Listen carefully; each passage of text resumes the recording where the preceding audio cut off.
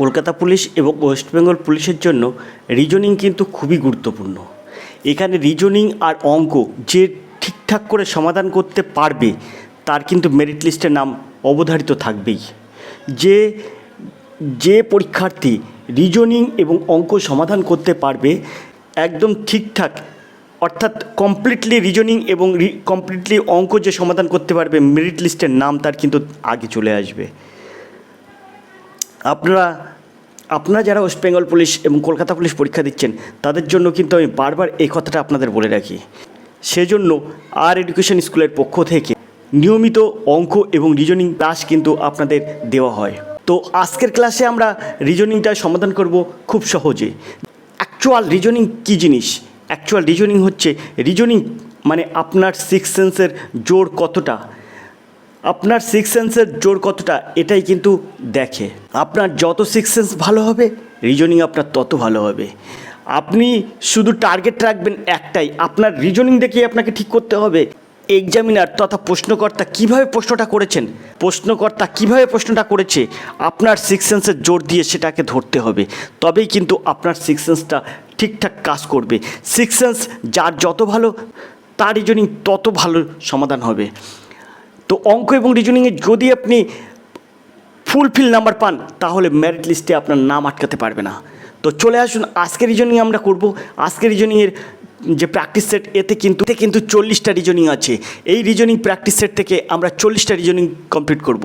তো চলুন আজকে রিজনিং শুরু করা যাক। তবে এইরকম রিজনিংয়ের ক্লাস পেতে, এছাড়াও যদি আপনি আমাদের দেওয়া অঙ্কের বিভিন্ন রকম প্র্যাকটিস সেট এবং অঙ্কের ক্লাস যদি আপনি পেতে চান তাহলে অবশ্যই আপনাকে ফোন করতে হবে।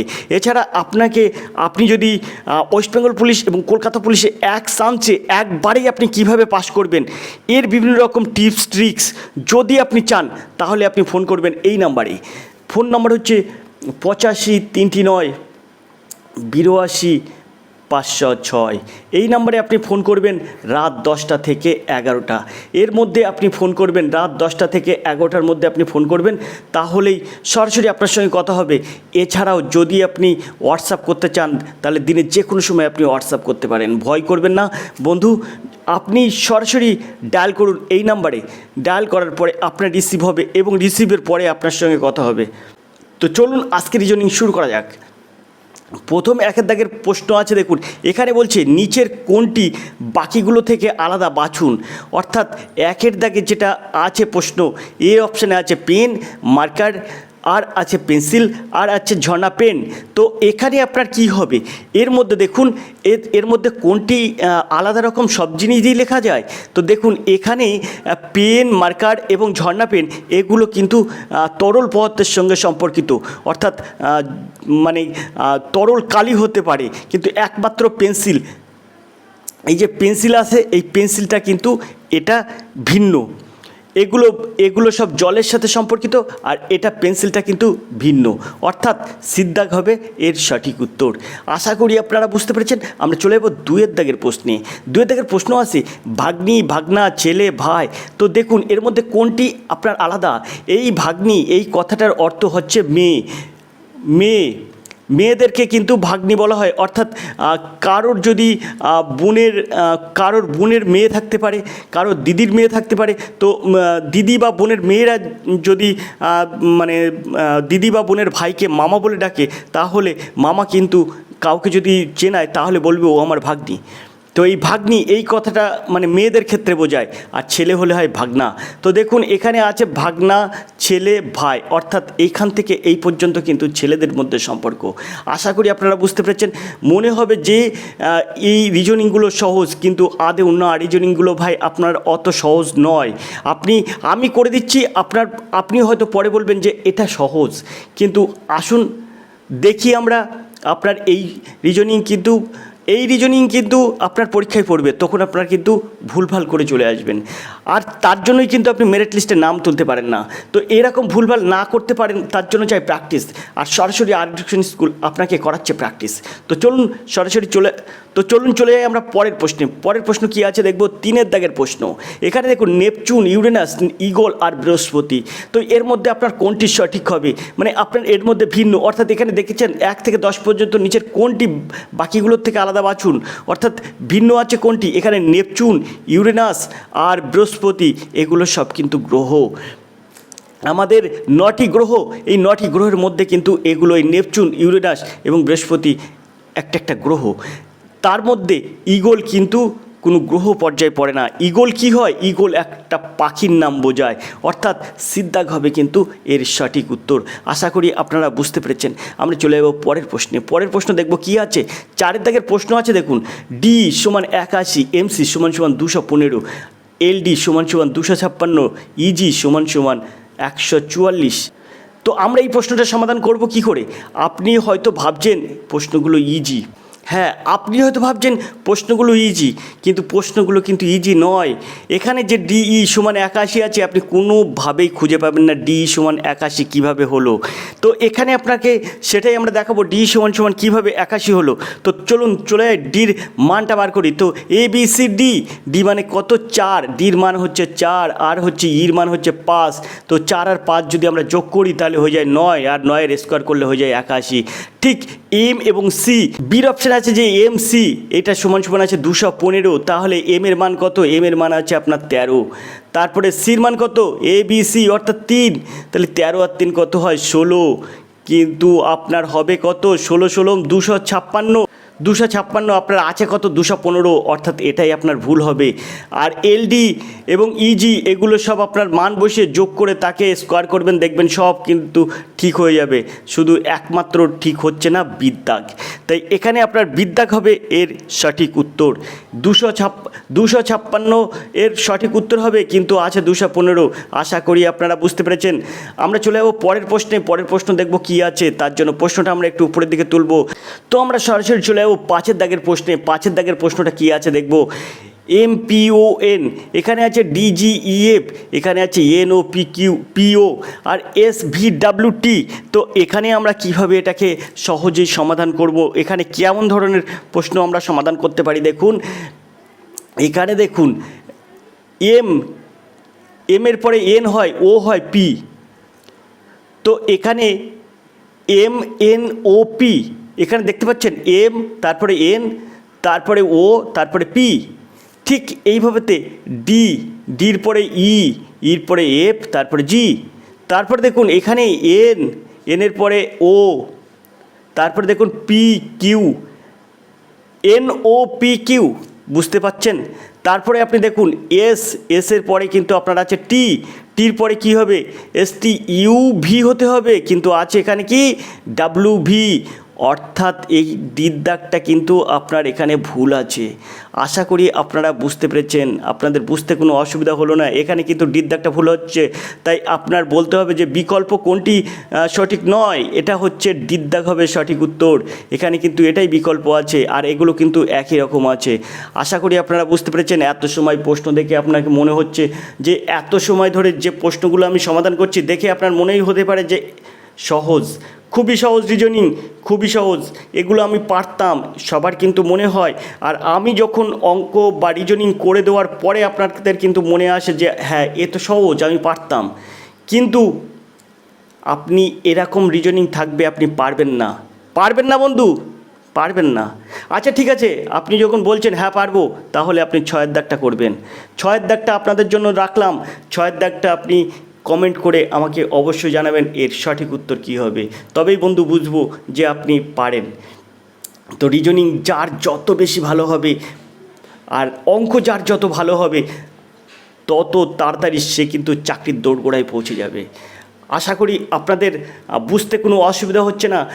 কম্পিটিশান এখানে কিন্তু হাই, ব্যাপক কম্পিটিশান, আপনারা বুঝতে পারছেন না। সেলফ স্টাডি করে আপনি কিছুই করতে পারবেন না বন্ধু, আমি আপনাদেরকে বারবার করে বলছি। সেলফ স্টাডির সাথে সাথে কোনো একটা সাপোর্ট নিন। সাপোর্ট নিতে অবশ্যই ফোন করুন স্ক্রিনে দেওয়া নাম্বারের ওপরে। আমরা চলে যাবো 7 দাগের প্রশ্নে। 6 দাগের প্রশ্ন কিন্তু আপনাদের জন্য থাকলো এবং কমেন্টের আসে আমি থাকলাম। 7 দাগের প্রশ্ন দেখুন, 126, 149, 174 আর আছে আপনার 200। এখানে যে এর মধ্যে কোনটি আপনার ভিন্ন জিনিস, এর মধ্যে কোনটি আপনার মানে কোন অপশানটা ভুল আছে, তো আপনাকে সেটাই খুঁজতে হবে। তো দেখুন এর অপশানটা যদি আমরা এর অপশানটা দেখি তাহলে এখানে আছে 126। তাই আমরা কি করব, আমরা কিন্তু এরকম করব 11² প্লাস 5, তাহলে দেখুন 126 হয়ে যাচ্ছে। আশা করি আপনারা বুঝতে পেরেছেন। সেমভাবে 11-র পরে আমরা দেব 12, 12² মানে কত 144 যোগ 5, তাহলে হয়ে যাচ্ছে 149। 12² পরে আমরা দেখব 13² 13² হলে কত হয় 169, তার সঙ্গে 5 যোগ করুন হয়ে যাচ্ছে 174। তারপরে 13-র পরে 14, তাহলে 14 196, আর এর সঙ্গে 5 যোগ করলে হয় কত 201, তাহলে এখানে আছে 200, তাহলে ডির দাগটা এর সঠিক উত্তর। অর্থাৎ এটা কিন্তু আপনার ভুল আছে, বিকল্প আছে। আশা করি আপনারা বুঝতে পেরেছেন, বুঝতে কোনো অসুবিধা হলো না কি? এটাও দেখে মনে হচ্ছে না খুব সহজ? ঠিক আছে বন্ধু, আপনার যদি তাই মনে হয় 8-এর দাগটা আপনারাই করবেন, আমি আপনাদের বলে রাখলাম 8-এর দাগটা আপনারা করবেন, তাহলে কতটা সহজ আপনি দেখতে পাবেন যে এগুলো খুবই সহজ। 8-এর দাগ আপনি করবেন। আমি চলে যাব 9-এর দাগের প্রশ্নে। আমরা এবার 9-এর দাগের প্রশ্ন দেখব। 9-এর দাগের প্রশ্ন কোন অপশানটা এখানে ভুল আছে। এখানে দেখুন এরপরে এখানে বি, আর এখানে দেখুন NOP, অর্থাৎ এখানে কিন্তু 1+ হয়ে গেল +1, অর্থাৎ NOP, ও কিন্তু নেই এখানে, পি। এবার আমরা এখানে চলে যাব, সির পরে আছে ডি, CD, এখানে আছে কিন্তু PQ, এখানে হবে, এখানে NOP হচ্ছে কিন্তু একটা আপনার একটা ওয়ার্ড কিন্তু বাদ যাচ্ছে, অর্থাৎ 1+ কিন্তু তারপরে কিন্তু পি আসছে। এখানে দেখুন CD, ঠিক আছে, এখানে PQ। আচ্ছা ঠিক আছে, আমরা এখানে দেখি এখানে তারপরটা কি আছে, এফের পরে জি, FG, ঠিক আছে, এসের পরে টি, অর্থাৎ এটাও ঠিক আছে, এটাও ঠিক আছে, মানে এটার সঙ্গে এটা মিল আছে, অর্থাৎ দুটো যখন মিল আছে তাহলে এটাই সম্ভবত ভুল হতে পারে। আচ্ছা আমরা এখানে দেখি আয়ের পরে জে, ঠিক আছে, IJ, এখানে ভির পরে হয় ডাব্লু, তো দেখুন সব ঠিক আছে, অর্থাৎ এই তিনটি কিন্তু ঠিক আছে, এই তিনটি ঠিক আছে, ঠিক নেই কিন্তু এটা, তো সঠিক উত্তর হবে কিন্তু এটা। আশা করি আপনারা বুঝতে পেরেছেন। ANBP এটাই কিন্তু সঠিক উত্তর, অর্থাৎ এর দাগ হবে সঠিক উত্তর। 9-এর দাগের এর দাগ হবে সঠিক উত্তর। আমি চলে যাবো 10-এর দাগের প্রশ্নে। প্রশ্ন আছে 52 142, 36 126, 78 168, 58 184। তো এখানে 10-এর দাগের সঠিক উত্তরটা কি হবে আপনার? তো এখানে আপনি সরাসরি কি করবেন, এখানে আপনি দেখুন এর ডিস্টেন্সটা দেখব, 142 থেকে 52 বাদ দেবো, তাহলে কত হয় 142 থেকে 52টা বাদ দিলে হয় কিন্তু 0, 5 আর হলো 14, 90, এখানে 90 হয় কিন্তু। এখানে দেখুন এখানে এটার ডিস্টেন্স কত হবে 6 কিলোমিটার, 0, 3 আর কত হলে 12, 3 আর 9 হলে 12, অর্থাৎ 90 হয়ে যাচ্ছে এখানেও। তো এখানেও দেখুন 78 আর 168, 168 থেকে 78 বাদ দিলে কত হবে 88 মিলে 0, তারপরে 7 আর কত হলে 16, 9 হলে 16, এখানেও কিন্তু হচ্ছে 90। এবারে আপনি দেখুন এখানে 8 আর কত হলে 14, তাহলে এটা হচ্ছে 6, হাতে 1 5 রেখেছে, 6 আর কত হলে 18, এখানে হচ্ছে কিন্তু 12, অর্থাৎ 126। তো এখানে দেখুন সবগুলো 90 আছে, কিন্তু এর কিন্তু বিয়োগফলটা 126 আছে, অর্থাৎ আপনাকে ধরতে হবে 10-এর দাগের ডির দাগ হবে এর সঠিক উত্তর। এটা কিন্তু ভুল আছে, অর্থাৎ বিকল্প এটি, 10-এর দাগের সঠিক উত্তর হবে ডির দাগ। আশা করি আপনারা বুঝতে পেরেছেন। আমরা চলে যাবো পরের প্রশ্নে, অর্থাৎ 11 দাগের প্রশ্নে। 11 দাগের থেকে সমস্ত প্রশ্নের কিন্তু সঠিক উত্তর করা আছে একটা ভিডিওতে, সম্পূর্ণ প্র্যাকটিস সেটটা তৈরি করে দেওয়া আছে। এখানে মোট 40টা প্রশ্ন আছে, 40টা প্রশ্নের সমাধান কিন্তু একটা ভিডিওই করা আছে। যদি এর পরবর্তী প্রশ্নগুলো দেখতে চান, প্রশ্নগুলো যদি আপনি পেতে চান এবং এই 40টা প্রশ্নের সমস্তটাই সম্পূর্ণ একটি ভিডিওই পেতে চান, তাহলে অবশ্যই আপনাকে ফোন করতে হবে এই নাম্বারেই 85 309 82 506। এই নাম্বারে আপনি যদি ফোন করেন তাহলে সরাসরি আমার সঙ্গে যোগাযোগ করে এই প্র্যাকটিস সেটের PDF সহ এর সম্পূর্ণ ক্লাসটি আপনি খুব সহজে কীভাবে সহজে রিজনিং সমাধান করা যায় তার বিভিন্ন রকম টিপস সহ এই রিজনিং প্র্যাকটিস সেটটা 40টা প্রশ্নের একদম যথাযথ সঠিক উত্তর খুব কম সময়ে কিভাবে করা হয়েছে সম্পূর্ণ ভিডিওটা কিন্তু আমাদের কাছেই আছে। আপনারা যদি নিতে চান তো অবশ্যই এই নাম্বারে ফোন করবেন 85 309 82 506। ইউটিউবে এই পর্যন্ত কিন্তু আপলোড করলাম, বাকিটা কিন্তু আপনারা কন্ট্যাক্ট করুন, অবশ্যই আপনাদের দেওয়া হবে। তো দেখতে থাকুন আর এডুকেশন স্কুল। সম্পূর্ণ ক্লাসটা দেখার জন্য অবশ্যই আপনার হেল্প নাম্বার একটা দিলাম, 85 3 9 82 506। দেখা হবে পরের ভিডিওয়। আজকের ক্লাসে এই পর্যন্ত, দেখা হবে পরের ক্লাসে। ততক্ষণ আপনি ভালো থাকুন, সুস্থ থাকুন। ধন্যবাদ, আপনার দিন শুভ হোক।